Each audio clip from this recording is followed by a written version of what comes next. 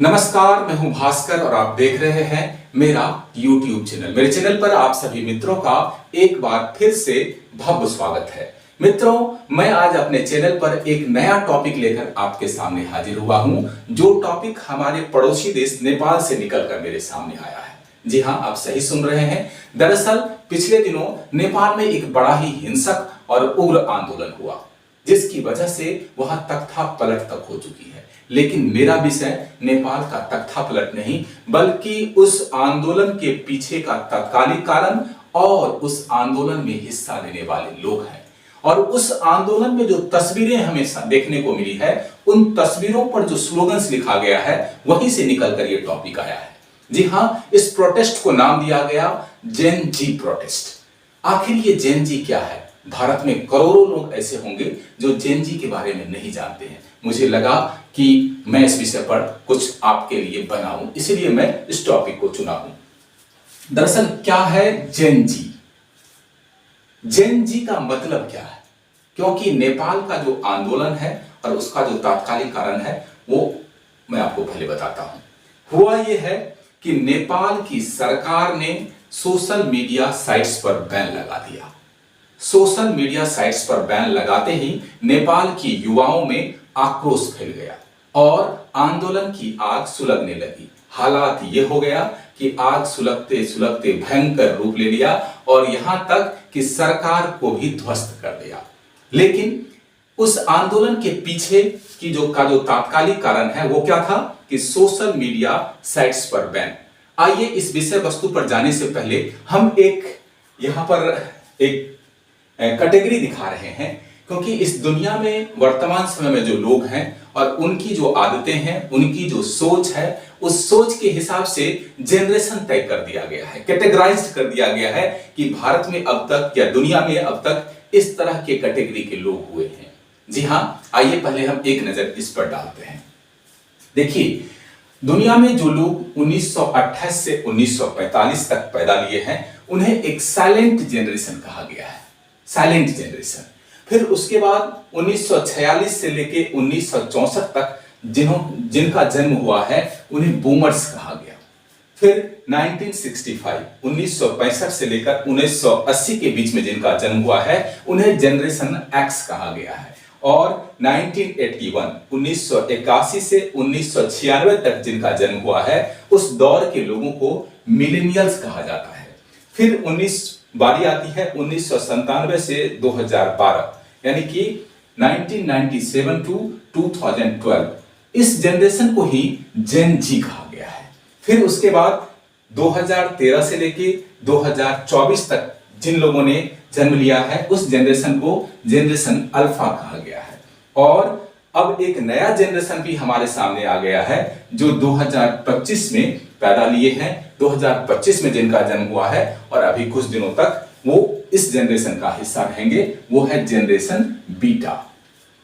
जी हां, ये कैटेगरी बनाया गया है उन लोगों की आदतों और सोच के हिसाब से। जी हां, जैसे जैसे दुनिया विकसित हो रही है, लोगों की सोच और आदतें बदल रही है। लोगों का जो रहन सहन है, लोगों का काम करने का जो तरीका है, वो बदल रहा है। जी हां, चलिए अब आते हैं कहां पर? जेन जी की तरफ। हमारा कैटेगरी तो कर दिया, अब हमारा मुद्दा मेन यहां पर है, जेन जी पर। जी हां, जेन जी कहा गया किसको? जिनका जन्म 1997 से लेके 2012 के बीच हुआ है। और 1997 से 2012 के बीच जिनका जन्म हुआ है, उनका उम्र अभी कितना होगा? उनका उम्र, ये 15 साल का पीरियड है। 1997 से 2012, ये 15 साल का पीरियड है। और इस पीरियड के जो लोग हैं, उनकी जो अभी उम्र है, वह 13 से लेकर 28 साल तक। जी हां, 13 से लेकर 28 साल तक।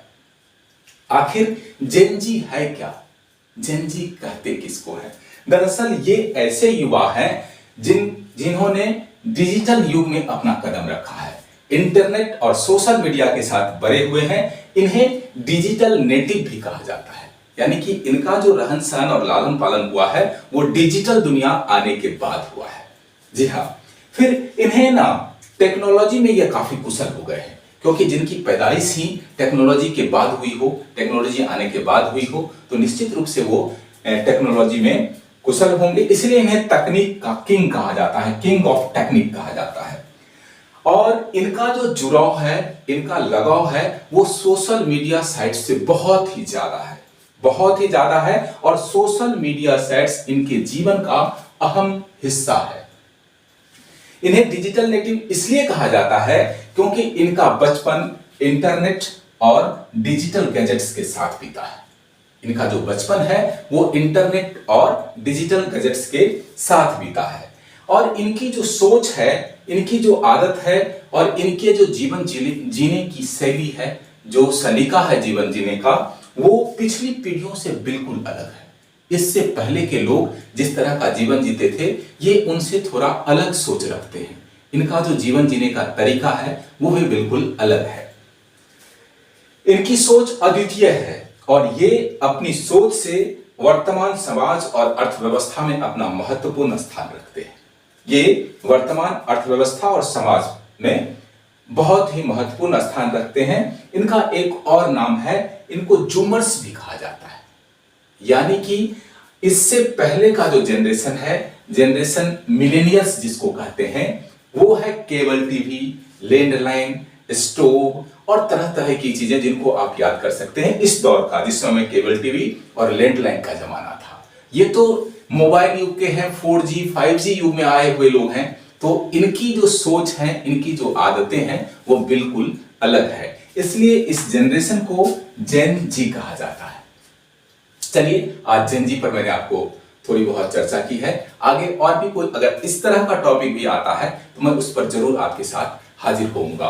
तब तक के लिए शुक्रिया, धन्यवाद, जय हिंद।